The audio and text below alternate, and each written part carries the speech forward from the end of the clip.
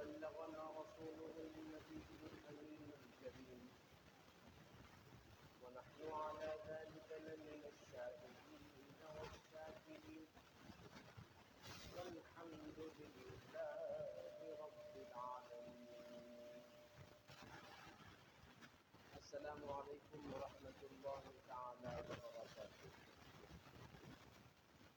محترم و مکرم حاضرین اکرام، معزز بزرگان دین و جوانان اسلام، آئیے سب سے پہلے مراقب کر حقیقت و محبت کے ساتھ برکت والا خوشی کے ساتھ سنت خضرا کا تصور اپنے دل و دماغ میں لیے ہوئے میرے اور آپ کے پیارے آقا صلی اللہ تعالیٰ علیہ وسلم کی بارگاہ آواز بلند اپنے قدر پاک و نذرانہ پیش کرنے کا میرا اللہ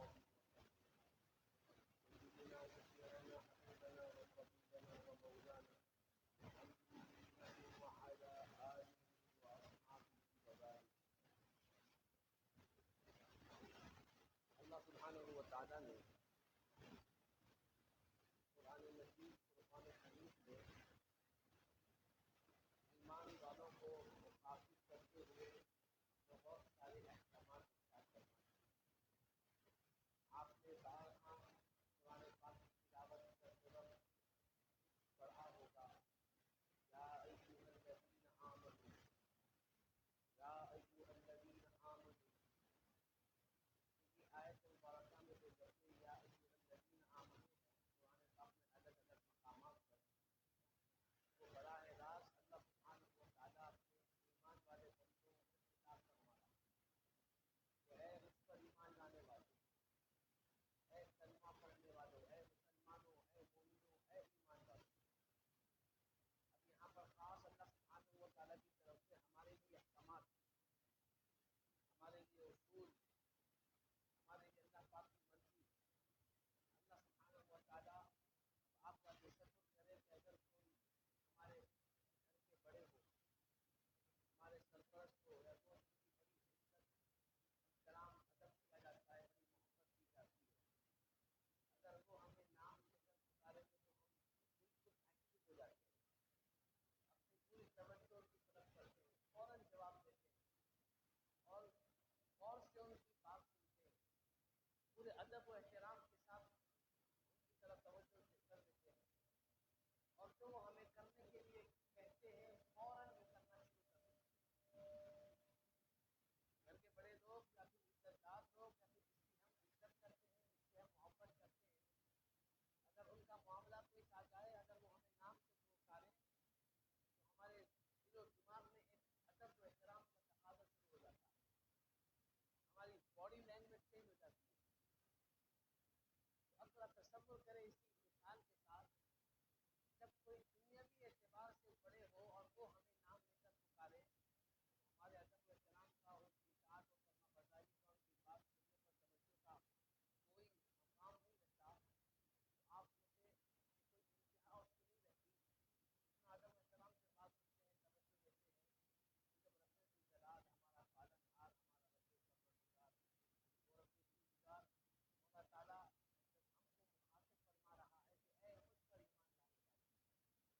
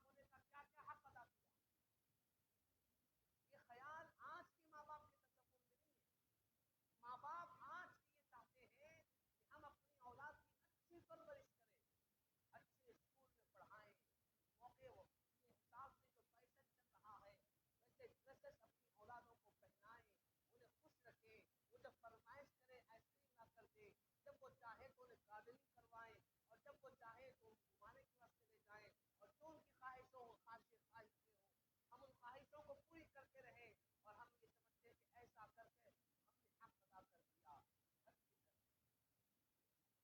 تمام چیزیں کرنی چاہیے، یہ محبت میں داخل ہے، لیکن اس کے ساتھ ساتھ جو اصل چیزیں اللہ کا نام، رسول اللہ صلی اللہ علیہ وسلم کا نام، صحابہ، اہل بیت، اللہ والے اولیاء اکرام کا نام، اللہ نے جو عبادتیں ہم پر لازم کی اور عبادتوں کی طرف توجہ دلانا،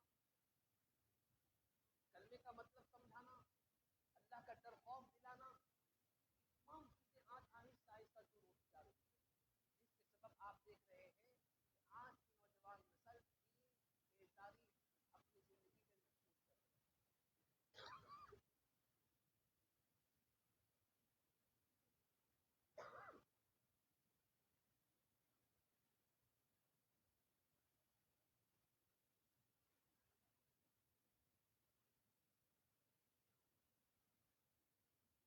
دین سے بیداری آج کے نوجوان نسلوں کے اندر ہمیں محسوس ہوتی جا رہی ہے. اب آقا کریم صلی اللہ تعالیٰ علیہ وسلم نے جو ہمیں تعلیم ارشاد فرمائی، پیارے آقا کریم صلی اللہ علیہ وسلم نے فرمایا، ابو داؤد شریف کی حدیث پاک فرمایا کہ وہ والد جس نے 3 بچوں کی پرورش کی، 3 بیٹیوں کو پالا پوسا، انہیں کھلایا پلایا اور اس کے ساتھ ساتھ ان کو دین کا ادب سکھایا،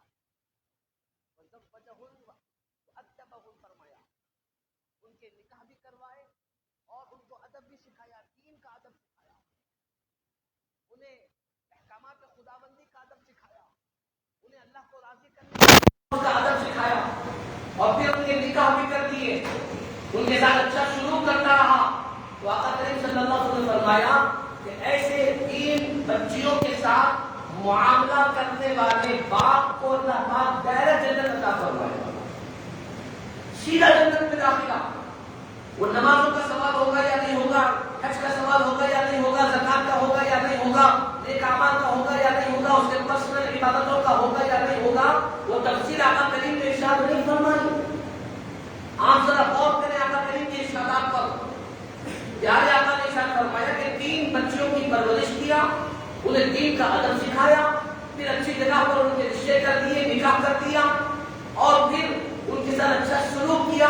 تو فرمایا دخلهم الجنہ، اللہ اسے جنت میں داخل فرما دیا. اب یہ نہیں فرمایا کہ اس نے پرورش کی، نمازیں بھی پڑھتا رہا، پرورش کی عبادتیں بھی کرتا رہا، پرورش کی حج بھی کرتا رہا، نہ، دیگر عبادتوں کا ذکر ہی کوئی نہیں. بس یہ 3 اعمال اگر کرو گے، اپنی بچوں کی پرورش کرو گے، ان کو دین کا ادب سکھاؤ گے اور ان کے نکاح کر دو گے، اللہ جنت عطا فرما دے گا. بلکہ بعض حدیثوں میں یہاں تک کہ صحابہ رسول کھڑے ہوئے، یا رسول اللہ اگر کسی کے 3 بیٹیاں نہ ہو، صرف 2 ہو تو وہ کیا کرے؟ کہا اللہ اس کو بھی جنت عطا فرما دے گا. پھر ایک اور صحابی کھڑے ہوئے، یا رسول اللہ اگر کسی کو 2 بیٹیاں نہ ہو، ایک ہی بیٹی ہو، اس کا کیا؟ آقا کریم نے فرمایا بڑا رحیم و کریم ہے، اگر وہ بھی ویسی پرورش کرے گا اللہ کو بھی جنت عطا فرما دے گا. اب ذرا تصور کر لیا کیسے جنت بانٹی جا رہی ہے، کیسے جنت کے فیصلے سنائے جا رہے ہیں. تو اب ان حدیث کے الفاظ کو ہمارے بزرگوں نے مقدم رکھا، اس حدیث پاک کے الفاظ پر ہمارے بڑے بزرگوں نے عمل کیا. انہوں نے اپنی بچیوں کی بہترین تربیت پرورش کی. اس زمانے میں بھی بڑے جو بزرگ لوگ کی زندگی کو ہم جب سنتے ہیں تو بچوں سے زیادہ بچیوں کی طرف توجہ فرماتے، بچوں سے زیادہ بچیوں سے محبت فرماتے. اور خدا کا کریم صلی اللہ علیہ وسلم نے ارشاد فرمایا کہ جب تم اپنے گھر کوئی چیز لے کر جاؤ اور تمہارے گھر میں بچے بھی ہو اور بچیاں بھی ہو تو تم پہلے وہ چیز اپنی بچی کو دو، بعد میں بچے کو دو. آقا کریم نے خود ہمیں ارشاد فرمایا. اس لیے ان ارشادات کے ذریعے سے ہمیں یہ معلوم ہوتا ہے کہ آقا کریم اور دین اسلام بھی چاہتا ہے کہ ہم اپنی بیٹیوں سے زیادہ محبت کریں. اور ہمارے بزرگوں نے یہ کیا، پرورش کی اور پھر دین کا ادب سکھایا. جو ہماری پہلے کی مائیں بہنیں پردہ، شریعت پر عمل، نمازوں کی پابندی کیا کرتی ہے، کہ آج کی بچیاں کرتی ہوئی نظر آ رہی ہیں. تیسرا عمل آپ دیکھیں کہ نکاح، ہمارے بزرگوں نے اپنی بچیوں کے نکاح 3 عمروں میں کیے. انہیں فکر لگی ہوئی رہتی میری بچی بالغ ہو گئی اب مجھے شادی کرنی ہے. مجھے جنت میں جانا ہے، اللہ کو راضی کرنا ہے، آقا کا ارشاد ہے اپنے بچوں کی پرورش کرے، دین کا ادب سکھائے اور ان کے نکاح کر دے۔ جیسے بچیاں بڑے ہوئے ماں باپ کو فکر شروع ہو کہ اب ہمیں اپنے بچوں کی شادی کرنا ہے، لیکن آج وہ معاملہ بھی نظر نہیں آ رہا۔ آج صرف ایک معاملہ نظر آ رہا ہے کہ ہم اپنے بچوں کی اچھی پرورش کر رہے ہیں۔ اچھی پرورش سے مراد اچھے کپڑے پہنا رہے ہیں، اچھا کھانا کھلا رہے ہیں، دنیا کی خواہشات کو پوری کر رہے ہیں، جو ان کے آرزو ہے ان کا پائے تکمیل تک پہنچا رہے ہیں۔ لیکن باقی کے جو دو عمل ہے، باقی کے جو دو کام ہیں، ان میں سے ایک ہے دین کا ادب سکھانا۔ آج ہم میں سے کتنے والدین ہیں جو اپنی اولادوں کو دین کا ادب سکھا رہے ہیں؟ کتنے ایسے ماں باپ ہیں جن کو یہ فکر ہے کہ میری اولاد کے اندر دین اسلام کا ادب، اللہ اس کے رسول کی محبت آ جائے؟ کتنے لوگ یہ چاہتے ہیں؟ تو سب کہیں گے ہم چاہتے ہیں، لیکن یہاں پر چاہنے سے کچھ نہیں ہوگا۔ کتنے لوگ اس پر عمل کر رہے ہیں، اس تعلق سے کوشش اور محنت کر رہے ہیں؟ وہ اہم معاملہ۔ چاہتے تو سب ہے کہ ہماری اولاد اچھی ہو، ہماری اولاد دیندار ہو، لیکن اولاد اچھی اور دیندار ہونے کے لیے جو ایک خاص محنت کی ضرورت ہے، تربیت کی ضرورت ہے، کوشش اور نگرانی کی ضرورت ہے، ہم میں سے کتنے والدین اس طرف توجہ دے رہے ہیں؟ اگر دے رہے ہیں تو واقعات ان کی اولاد ان کی نجات و مغفرت کا ذریعہ بنے گی، اور اگر نہیں دے رہے ہیں تو اور نہیں دے رہے ہیں۔ اسی وجہ سے آج کے نوجوان نسل کے اندر دین سے دوری، شریعت کے احکامات سے دوری نظر آ رہی ہے۔ حضرت سیدہ اما جان عائشہ صدیقہ طیبہ طاہرہ رضی اللہ تعالی عنہا بھی اس زمانے کی لڑکیوں کی تربیت فرماتی کہ حضرت حفصہ بن عبد الرحمن بنت عبد الرحمن، حضرت عبد الرحمن رضی اللہ تعالی عنہ صحابی رسول، ان کی بیٹی شہزادی حضرت اما جان عائشہ صدیقہ رضی اللہ تعالی عنہ سے ملاقات کرنے کے لیے آئی۔ بہیقی شریف کی حدیث مبارکہ سنن کبریٰ میں موجود ہے۔ جب وہ ملاقات کے لیے تشریف لائی، اما جان عائشہ صدیقہ رضی اللہ تعالی عنہ نے دیکھا کہ اس لڑکی کے سر پر باریک اوڑھنی رکھی ہوئی، اوڑھنی ہے لیکن باریک ہے۔ شاید ہو سکتا ہو کہ اس اوڑھنی سے بال نظر آ رہے ہیں۔ حدیث پاک میں آتا ہے حضرت اما جان عائشہ صدیقہ رضی اللہ تعالی عنہا نے اس بچی کے سر سے اوڑھنی کو نکالا اور اس کو پھاڑ دیا، اوڑھنی کو پھاڑ دیا، پھر اندر تشریف لے گئی اور موٹی اوڑھنی لے کر آئی اور موٹی اوڑھنی لا کر کے اپنے ہاتھوں سے بچی کے سر پر باندھا۔ اب ذرا تصور کریں آپ، ام المؤمنین اما جان اور ام المؤمنین حضرت سیدنا عائشہ صدیقہ رضی اللہ تعالی عنہا کا عمل، سب سے پہلے تو آپ نے اوڑھنی کو لے کر پھاڑ دیا، یہ بتایا کہ یہ سب ناراض کرنے والا اللہ کو عمل ہے، اور یہ ایسی چیز ہے جس سے اللہ بھی ناراض ہوتے ہیں، رسول اللہ بھی ناراض ہوتے ہیں، شریعت کے احکامات پامال ہو جاتے ہیں۔ لہذا ایسی چیزوں کو باقی رہنے کی بھی ضرورت نہیں، پھاڑ دیا آپ نے، استعمال کے قابل نہیں رکھا۔ اب اس کے بعد اس بچی کی دلجوئی کے لیے، اس کو سمجھانے کے لیے، اس کے دل میں ادب و احترام لانے کے لیے اندر تشریف لے گئی اور موٹی اوڑھنی، اور کیا خوش نصیب لڑکی کی ہوگی، وہی تو اوڑھنی کی ہوگی جو حضرت اما جان استعمال کرتی تھی، وہ اوڑھنی لا کر کے آپ نے اپنے ہاتھوں سے اس بچی کے سر پر رکھا اور فرمایا کہ یہ کپڑا اللہ کو راضی کرتا ہے، اور وہ جو تم نے پہنا اس سے اللہ ناراض ہوتا ہے۔ کہ ہم اپنے بچوں کی اسی تربیت کر رہے ہیں؟ آج بڑے پیمانے پر آپ بھی غور کر سکتے ہیں، تو ہماری چھوٹی چھوٹی بچیاں ہیں، 3 سال 4 سال 5 سال 6 سال 7 سال تک بھی، 7 8 سال تک بھی ماں باپ یہ چاہتے ہیں کہ ہم اپنی بچیوں کو ویسٹرن ڈریس پہنائیں، ویسٹرن کپڑے پہنائے جاتے ہیں، انگریزوں کے کپڑے، باہر انگلش ممالک میں پہنائے جانے والے کپڑے، جینس ٹی شرٹ وغیرہ۔ اور جب اگر گھر کے کوئی لوگ کہتے ہیں کہ بھائی اپنی بچی کو یہ کیا پہنا رہے ہو، تو کہتے ہیں تو چھوٹی بچی ہے، بعد میں نہیں پہنا سکتے، اس میں بچی ہماری اچھی لگتی ہے۔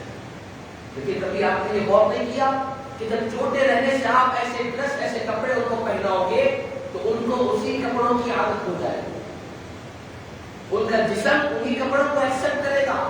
جب وہ بڑے ہوتے جائیں گے، دوسرے عام لباس پہننا چاہیں گے تو ان کو بے چینی ہوگی۔ اسی طرح سے جس طرح سے بعض خواتین کو پردہ کرنے پر، اسکارف لگانے پر، فیس پیس لگانے پر دم گھٹتا.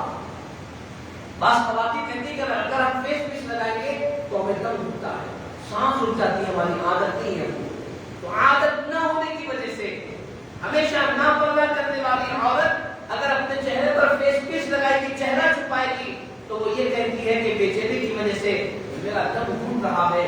تو وہ بچیاں جو چھوٹے رہنے سے لے کر وہ سنبھالنے تک اگر اس طرح کے لباس پہنیں گے جس میں بے پردگی ہوتی ہے، وہ جو مردوں کا لباس ہوتا ہے، بچوں کا لباس ہوتا ہے، جینس ٹی شرٹ وغیرہ ہوتے ہیں، جب وہ بڑے ہونے تک وہی لباس پہنیں گے تو ان کی اسی لباس میں عادت ہو جائے گی اور ان کو اسی لباس میں سکون نہیں ملے گا، ورنہ بعد میں بے چین ہو جائیں گے. لیکن ہم نے یہ غور نہیں کیا، ہم نے یہ خیال نہیں کیا اور ہم یہ سمجھتے ہیں کہ بھائی نہیں، ابھی تو بچی چھوٹی ہے، ابھی تو بچی چھوٹی ہے. ہم نے کبھی غور یہ نہیں کیا کہ ہمارے اہل بیت اطہار نے، صحابہ کرام نے، امہات المؤمنین نے اس زمانے کے بچوں کی کیسی تربیت فرمائی، کس طرح سے وہ لوگ اہتمام کرتے تھے.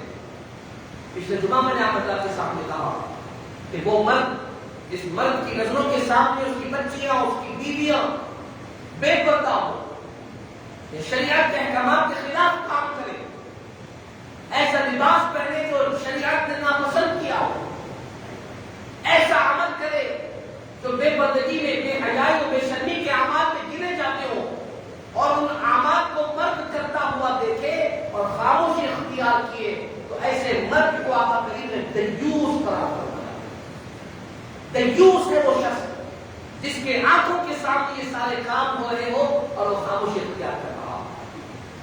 کتنے ایسے مرد حضرات ہیں جن کی بچیاں آج جوان ہونے کے باوجود بھی ایسا لباس پہن رہی ہے جو بالکل شرعاً ناجائز قرار دیا جاتا ہے. مردوں کے لباس، سرکار نے فرمایا کہ عورتوں کے لیے حرام ہے کہ وہ مردوں کا لباس پہنے اور مردوں کے لیے حرام ہے کہ وہ عورتوں کا لباس پہنے.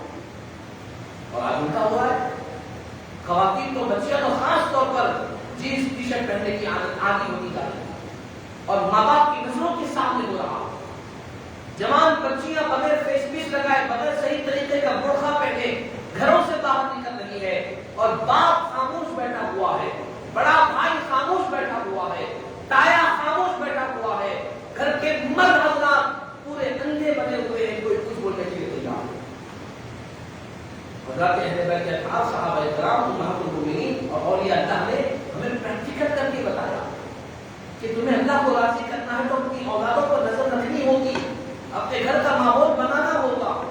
میرے بزرگوں، نوجوانوں، آج یہی وجہ ہے کہ آج صرف ہم رو رہے ہیں کہ ہماری بچیاں، آپ کا تصور کریں، ایک بچی ہمارے گھر میں زندگی گزاری، ہمارے یہاں پیدا ہوئی، پرورش کی، 18-20 سال 22 سال تک ہم نے پال پوس کر بڑا کیا اور اس کے بعد اتنا طویل وقت گزارنے کے بعد وہ بچی کسی غیر مسلم کے ساتھ جائے، وہ ایمان کو فراموش کرتے ہوئے ایمان کو چھوڑ رہی ہے. اب ذرا تصور کریں کہ ہم نے کتنی کوتاہیاں کی ہوگی، کتنا اس کے ذہن میں ہم نے دین سے دور اس کے ذہن کو کر دیا ہوگا کہ وہ اتنی آسانی سے غیر کے اسلام دین کو قبول کر دیا، غیر کے مذہب کو قبول کر دیا. آپ کا تصور کریں، کوئی پختہ ایمان پر عمل کرنے والی یہ کر سکتی ہے؟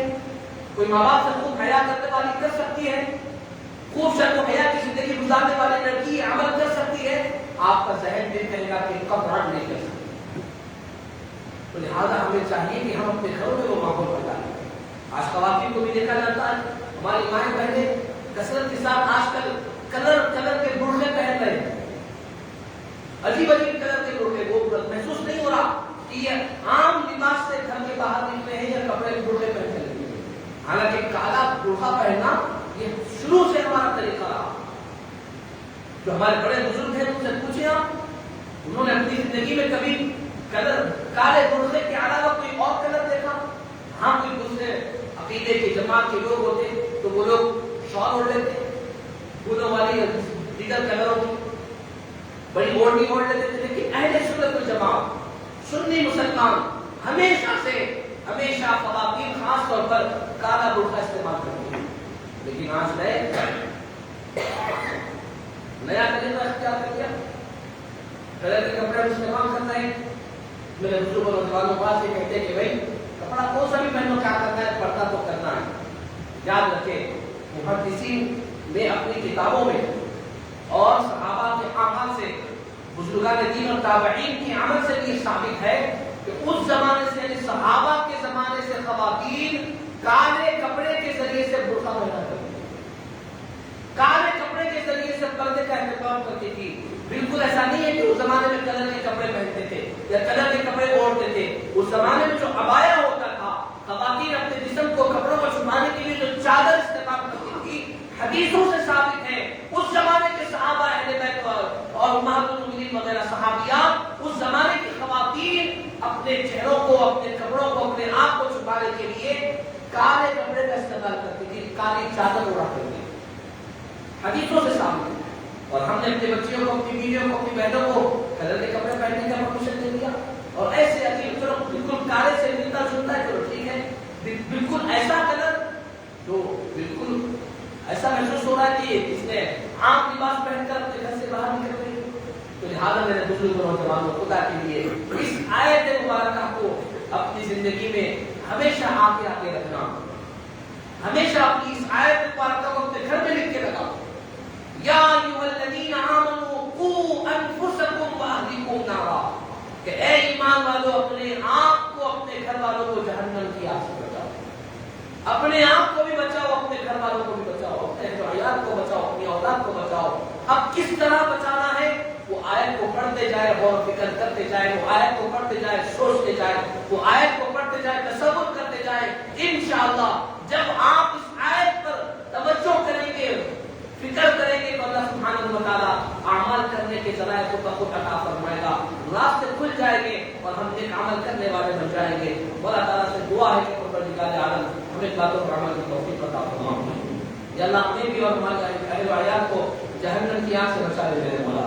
ہمیں دینی تربیت کرنے کی توفیق عطا فرما، کچھ کو راضی کرنے کے لیے عمل کرنے اور کروانے کی توفیق عطا فرما. ہم گنہگاروں کی دعا کو حضور پاک صلی اللہ علیہ وسلم سے قبول فرما. والحمد للہ رب العالمین. جو حلقہ سنت جناب پڑے ہوں، گزارش ہے کھڑے ہو کر